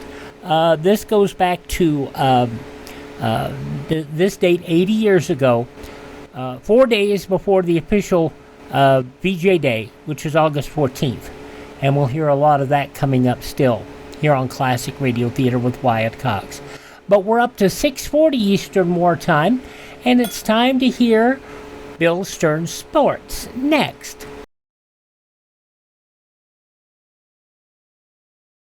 We continue now as we wrap up our last two little segments here of this date, August 10th, 1945, 80 years ago today. And you'll get to hear Bill Stern, not in the fictional or semi-fictional or mixed source Bill Stern Sports newsreel, but Bill Stern Sports. And we're going to hear that as it was broadcast at 6:40 Eastern Wartime on this date 80 years ago today. Good evening. This is Bill Stern with today's late sports headlines, brought to you by Metro-Goldwyn-Mayer Pictures, whose gay and gorgeous Technicolor musical, Anchors Aweigh, has all New York whistling its hit songs and singing its praises. The critics and public alike have given 3 cheers for Frank Sinatra, Kathryn Grayson, Gene Kelly, and Jose Turby in Anchors Aweigh. The New York Post says, Anchors Aweigh is the best as well as the biggest musical romance of the year. And Time magazine advises that it's the pleasantest couple of hours that can be bought. You'll agree that Anchors Aweigh tops the pick of the pictures after you've seen it, and you can see it right now, along with Paul Whiteman and his orchestra and Johnny Johnston in person at the cool Capitol Theater, Broadway and 51st Street. Now for the sports spotlight. Tonight's baseball headline: the Yankees and the Dodgers win, the Giants lose. The New York Yankees made it 2 straight for the recently returned manager Joe McCarthy as they downed the Cleveland Indians 10-4. Alan Gettle was the winning pitcher, while Allie Reynolds was the loser. The Boston Red Sox shut out the Detroit Tigers 9-0, as Randy Heflin finally won a Major League ball game, turning in a neat 4-hitter. He had previously lost 5 straight. Chicago White Sox thwarted the bid of the Washington Senators for the tie of the league lead, and they beat the Senators 6-3. Tonight, the Philadelphia Athletics will play a twin bill at St. Louis. Over in the National League, the Brooklyn Dodgers defeated the Cincinnati Reds 9-4 to make it a clean sweep of the series. The Boston Braves nosed out the Chicago Cubs 2-1 behind the 3-hit pitching of Al Jabry. A home run by Tommy Holmes in the 7th inning was the winning margin. St. Louis Cardinals picked up a full game on the league-leading Cubs by downing the New York Giants 5-2 as Charlie Barrett won his 16th game of the season. Tonight, the Pittsburgh Pirates play a doubleheader at Philadelphia. Turning to racing, the largest daily double of the New York season was hung up at Belmont Park this afternoon. If you'd been lucky enough to have the right $2 bet on that daily double, your $2 would have gotten you back $1,490. And speaking of racing, the $25,000 Travers Stakes will be run at Belmont tomorrow afternoon. That'll be for the leading 3-year-olds of the season. This will bring together Pavo, Wildlife. Each colt, incidentally, has defeated the other one once in the 2 previous meetings. Other entries include Burning Dream, Plebiscite, Adonis, and Jeep. A complete description of the race will be brought to you over this station beginning at 4:15 p.m. tomorrow afternoon. And speaking of things that will be brought to you tomorrow afternoon, in the world of tennis, champion Pauline Betts entered the semifinals of the Women's Eastern Grass Court Championships today by beating Mrs. Patricia Canning Todd 6-love, 6-2. Margaret Osborne also made her way into the semifinals by beating Mary Arnold 6-4, 6-3. In the men's division, Sidney Wood provided the first upset of the tournament. It was quite an upset by outlasting the second-seeded Gardner Malloy 3-6, 7-5, and 6-4. I said that would be coming your way tomorrow afternoon. It will. We'll be out at the Westchester Country Club where these matches are taking place, and we'll bring you a description over this same station tomorrow afternoon at either 2:30 or 4:30. Take your choice, or perhaps you'll be with us both times. Well, the big news story today is what possibility there is of a Jap surrender, how close, when it might come. And, of course, that will have a very definite effect on sports when and if it does come. Baseball, football, tennis, golf, every sport will immediately start to get back many of the stars that have been lost to the armed services. It'll be the shot in the arm that sports has been waiting for since the war began. But even more important than what it will do for sports is what it's going to do for this country in general. It's going to mean that the boys are coming back, that those that are back stay here, and to everyone in the sports fold, it means a reunion of great sports stars with their buddies they left behind, and it looks like pleasanter days are ahead for all of us in the sports field. And that's the sports story for tonight. Take a tip from every critic in town. Be sure to see MGM's latest Technicolor hit, Anchors Aweigh. The Times calls it another humdinger from MGM, and the Mirror says it's both delightful and swoonful. The Sun says it's a movie musical comedy at its gayest and its best.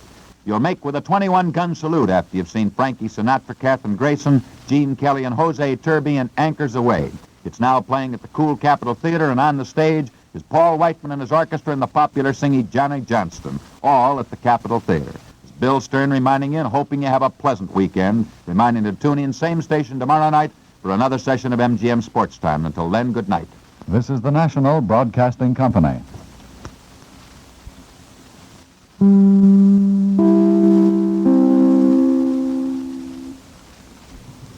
6:45 p.m., BULOVA, Bulova Watch Time. Bulova, masterpiece of fine watchmaking. WEAF, New York. Bill Stern, the consummate pitchman. He really was good at it. And that was from 6:40 p.m. Eastern Wartime, August 10th, 1945, 80 years ago. Now, we're going to wrap this up by hearing one of the longest-running news commentators on television and radio. And until the 50s, he was on newsreels as well. Lowell Thomas. And we'll hear the news of the day. Let's listen to that. But first, these important messages.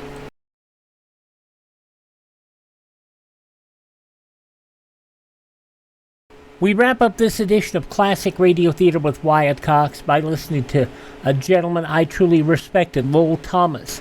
He was a wonderful commentator. He goes way back. I mean, way, way back. His commentaries began in the 40s. In fact, goes all the way back to 1930, about his trip to Cuba. We were talking about at the time. He took over the Sunday evening program Literary Digest in 1930, told stories of his travels. He changed the focus to interesting stories, did more news stories. Then he was on 6 days a week on CBS and went back to NBC, bumping back and forth between NBC and CBS. He was employed by the broadcast sponsor Sunoco. And I have to tell you, it was he was quite the man.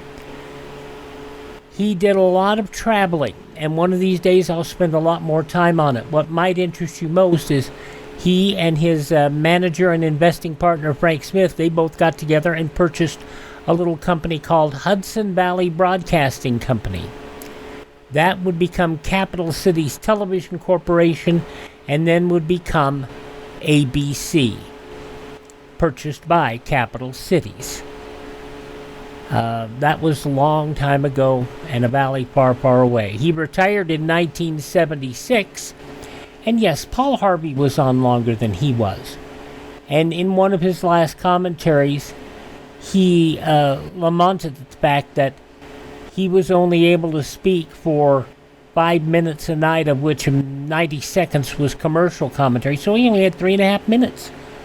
And if Lowell Thomas was here today, he'd be doing a full hour. He would be Bill O'Reilly. Maybe not conservative, but I can certainly tell you he would certainly be worth listening to. Let's listen to Lowell Thomas and his Sunoco News from 6:45 p.m. Eastern Wartime, August 10th, 1945, 80 years ago.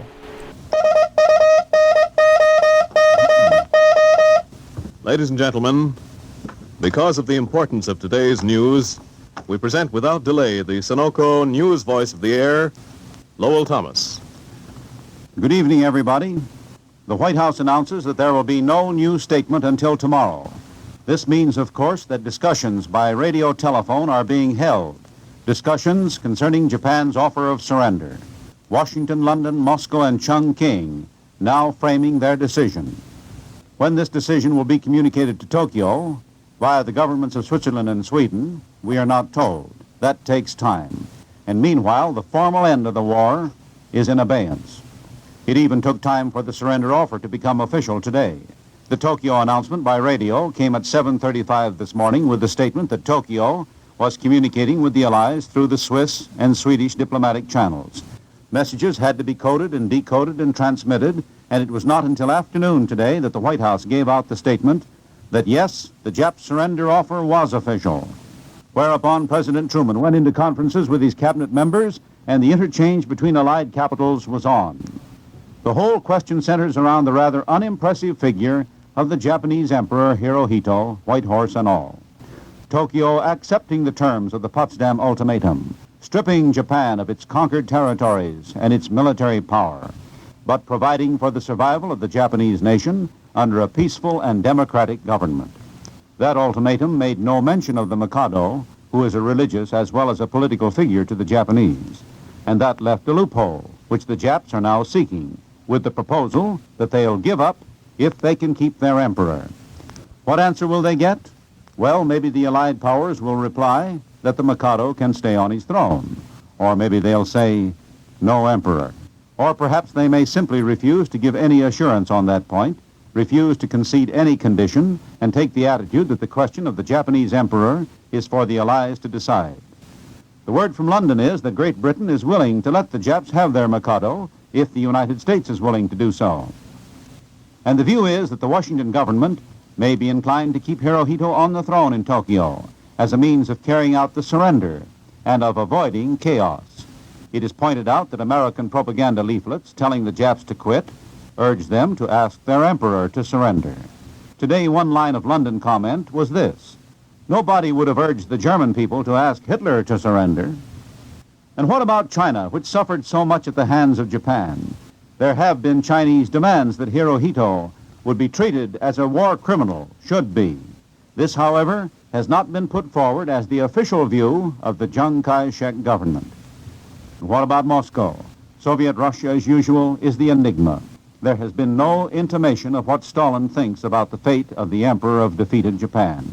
We can only note that the Potsdam capitulation demand was drawn up at the conference of the Big Three, and the surmise would be that its terms were framed with the advice and consent of Stalin, the terms that pointedly left out the question of the Japanese emperor, all of which is reasoning along the rather paradoxical lines of the conditions that were set forth for unconditional surrender.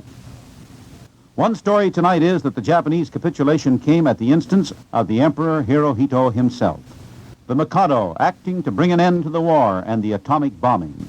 This report is from Chungking. It goes on to say that Emperor Hirohito formed a peace committee consisting of members of the royal family and high government officials. The members of the royal family included the emperor's two brothers, Prince Chichibu and Prince Takamatsu. The committee is said to have met Friday morning, Tokyo time, last night our time, and the decision was made then to offer surrender at once. By happy coincidence, I had an appointment this morning with one of our foremost American authorities on the Far East. J.B. Powell, remember, who for 25 years edited the China Weekly Review. Most of you will recall those pictures of J.B. Powell that appeared in Life 2.5 years ago, when the Japs finally released him from prison and he came home on the Grips home, emaciated, feet gone, weighing just 79 pounds. He had been down to 70, but he gained 9 pounds on that homeward journey, and up to 140 now. First, I wanted to know what J.B. Powell thought about this whole matter of the emperor, whether he should be allowed to retain his position as the head of the Japanese government. And Powell said that in his opinion, the emperor was not really very important, but that he might be exceedingly useful in actually bringing the war to an end and getting the Japanese armies in Manchuria to put down their arms, and all their forces in China, too, and Indochina and elsewhere. Who else could do this better than the emperor? Then he spoke of something that is not often mentioned, of how the emperor in Japan has only been an important figure for a comparatively short time. How before the days of our Commodore Perry, the emperor was a mere figurehead. In fact, the importance of the emperor even reached such a low ebb that one emperor of Japan was a beggar on the streets of Kobe. He pointed out how the militarists recently had given the emperor a tremendous build-up for the purpose of completely subjugating the people of Japan, and of how easy it should be now to reduce him to his former status. In speaking about this, J.B. Powell referred to the way the militarists have been using the emperor for propaganda purposes for years now. When a Japanese child entered the schoolroom in the morning, directly in front of him hung a picture of Hirohito, and first that child had to bow low before the picture. Then afterward he could say good morning to the teacher, and of how when streetcars would pass the Imperial Palace, all the people in the streetcar would bow their heads. Well, the Jap surrender was one of the fastest breaking of news stories, flashing through this morning with split-second transmission. In a radio station, a listening post in California, a United Press telegrapher was on the job, taking down radio stuff from Tokyo as usual. The Japs were putting out the usual kind of broadcast in English and in Morse code.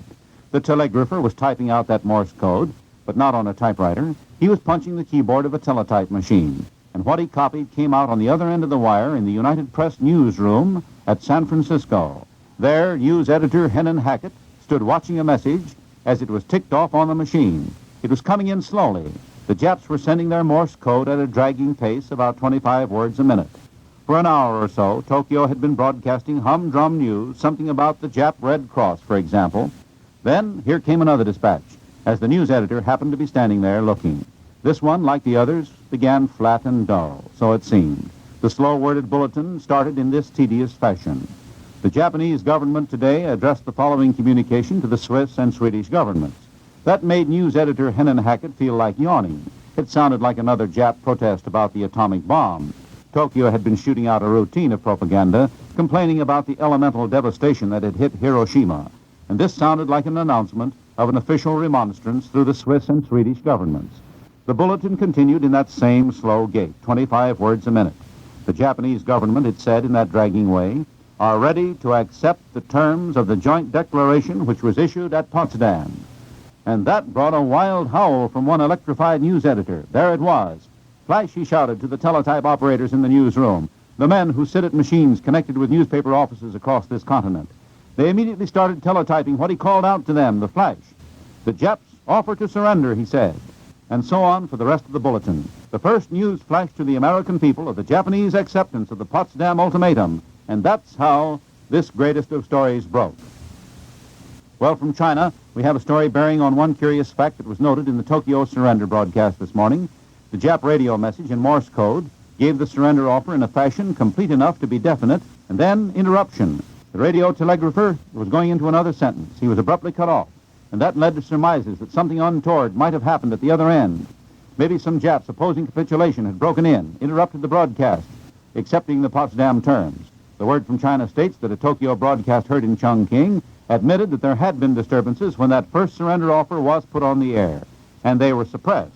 So the Chongqing reports that the Tokyo radio has been saying. As the Japs decided to give up, the Russians were driving on into Manchuria, and the latest states that Red Army columns have thrust 125 miles into that province that was grabbed by the Japs. Also, the Russians have pushed into Korea, a sweeping offensive underway. Soviet Russia just able to get going against the Japs as the end comes. It's easy to imagine the celebration all over the world, the shouting, cheering, laughing, jubilation. Or perhaps it isn't so easy to imagine the scenes at some places. Okinawa, for example, where the troops who fought the Japs in such bitter battles, they went wild today, so reads the dispatch. It was night on Okinawa when the news came. The scene in the darkness on that island battleground is described as follows. The sky crisscrossed by tracers and flares, guns banged all over, men yelling and beating on buckets. They hammered one another's backs and shouted, "The war is over." Nor is it easy for mere imagination to picture the celebration at Chongqing. You've got to summon a bit of Oriental fantasy to envision the wild night in China's capital on the Yangtze. The city swelled with a jubilant roar from a hysterical mob, says the dispatch. Firecrackers added to the din, exploding in the packed streets and on the rocky slopes leading down to the great Yangtze. Searchlights that once lanced the sky for Japanese planes in this much-bombed city were weaving a luminous pattern of victory in the dark sky. Merchants opened their shops along the streets, handing out the fiery liquor of Sichuan. In other words, China, which has suffered the ordeal of this war for more than 10 years, longer than any nation, appropriately put on the wildest, most picturesque celebration. Today's jubilation is tempered by serious reflections of the astounding way in which the war in the Pacific has ended. In the case of VE Day, the rejoicing was simple, unmixed, as in times past. The war has ended. Peace has come. But now we think of that atomic bombing. The mere stark drama of it would make us pause. 2 blows launched from the sky, and Japan surrenders. The cataclysmic force of the atom hurled once, then again, and the war is over. We've been saying this week that the power of the elemental weapon is hardly to be believed, and tonight we can add that nobody ever dreamed of a secret weapon ending a war so suddenly, so quickly. On top of the startling drama of the atomic bomb and the surrender of Japan, we can add that those thoughts that have been in mind ever since the first annihilating blow hit Hiroshima, we can add the reflection that we have a weapon that can exert an almost incredible effect on the politics of the world, the society of man. Also that the atomic bomb has potentiality so terrifying that it does suggest thoughts of world destruction, as all have been saying. This foreboding was emphatic in President Truman's address last night, in which he dwelt on the need of the highest wisdom in dealing with so frightful an engine of destruction. And the President made it clear that, at least for the present, this wisdom of statecraft was the duty of the English-speaking peoples. He stated outright that the atomic bomb is the exclusive possession of the United States, Great Britain, and Canada. So the thing stands at the moment. but you can never tell when other nations may develop the atomic weapon on their own.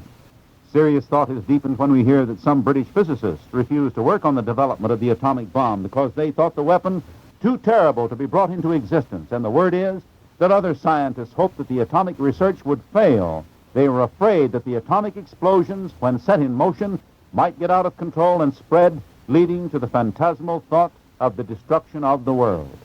All of which makes it pertinent to look at today's descriptions of the effect of the second atomic bombing, the destruction hurled on Nagasaki. For example, there was Bob Chaplin, correspondent of Newsweek, who broadcast over the NBC. He was in a Liberator 10 miles from Nagasaki, and what he saw was a considerable period of time after the atomic bomb burst. Here's the description he gives. It was like looking over the rim of a volcano in the process of erupting. Even though 12 hours after the bomb had been dropped, Nagasaki is a mass of angry flames and smoke now, a blazing area extending at least 10 square miles. We saw 4 huge tongues of flame shooting upward, indicating that explosions were still going on 12 hours later. As for the bombing of Japan, it continues today. Air power striking only a few hours before the Tokyo radio made its announcement of surrender. The bombs that fell upon Japan at that late hour were the ordinary sort, regulation high explosive, tons of TNT being almost an anticlimax now. Ever since the news came in this morning of the Japanese surrender, I've been thinking about our fighting men scattered all over the globe. Having recently flown around the world, the picture is a vivid one to me. Our great air bases in North Africa, the Middle East, and Southern Asia, to say nothing of Europe, with hundreds of thousands of our boys tonight in Morocco, Tunis, Tripoli, Egypt, Arabia, Iraq, India, China, to mention only a few places. In all the history of man, there has never been anything like it. The way our Army and Navy people are deployed over most of this planet, over all of the continents and all of the seas, even in the Arctic, all working with just one objective in view. And today, that job finished.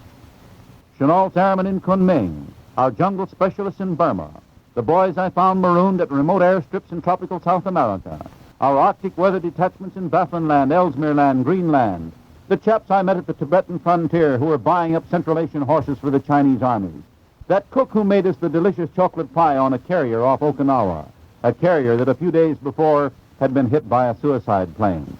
They can all come home now. This That is the National as soon as it Broadcasting can be Company. arranged.